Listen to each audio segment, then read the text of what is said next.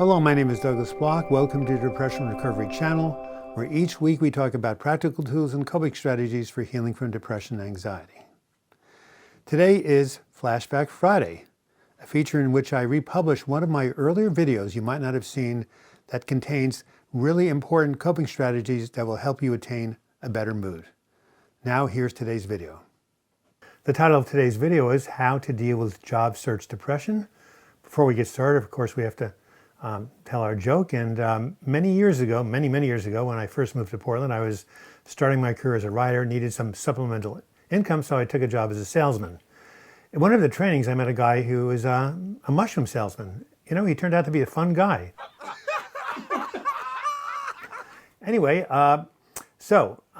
I do live chats, as you know, every Sunday at noon, and I get lots of comments on this channel. Thank you, loyal listeners, or watchers, viewers, for giving your feedback. And I run into many people who are trying to get back into the workforce after months, sometimes even years of being absent, because, as you know, when the depression and anxiety get too high, you can't really function at work or focus. So people take time off. They want to get back into the job market, but it's very stressful.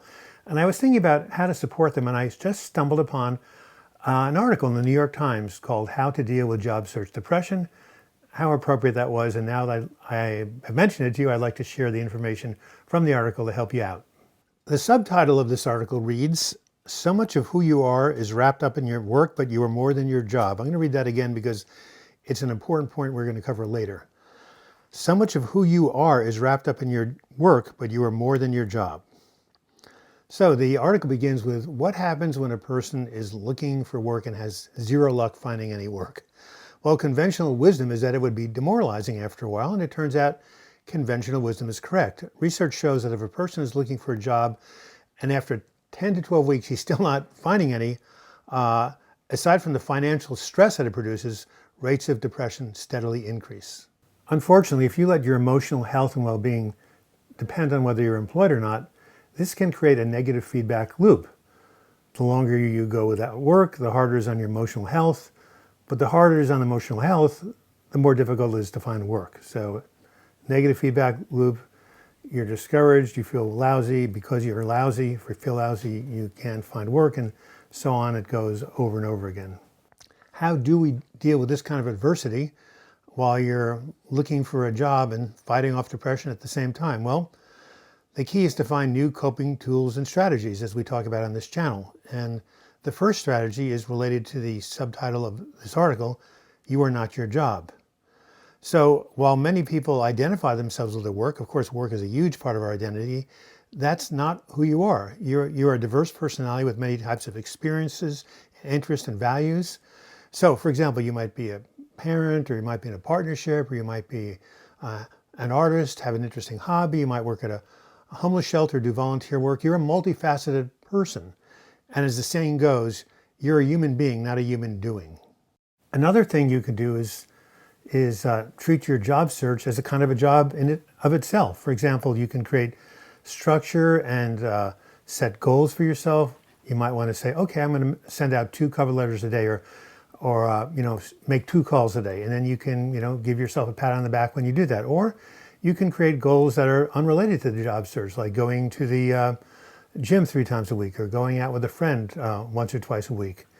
These small wins will build on themselves and create self-esteem. So even if you're not finding work, you still can feel okay about yourself. In addition, you don't have to do this all by yourself. It turns out that every state in the US has something called the Vocational Rehabilitation Agency associated with it. And the goal of this agency is to help people with disabilities with their employment desires, their employment needs. And they offer, well, what they basically do is help people with disabilities to either, prepare for, get, keep, or regain employment. And they do this by providing a number of really cool services, and here are some of them. Vocational counseling and guidance, job placement assistance, skills training, job coaching or tutoring, transportation, and support, advocacy, and follow-up services for at least 90 days following job placement. Finally, while you are looking for a job, no matter how long it takes, it's really important to practice good self-care.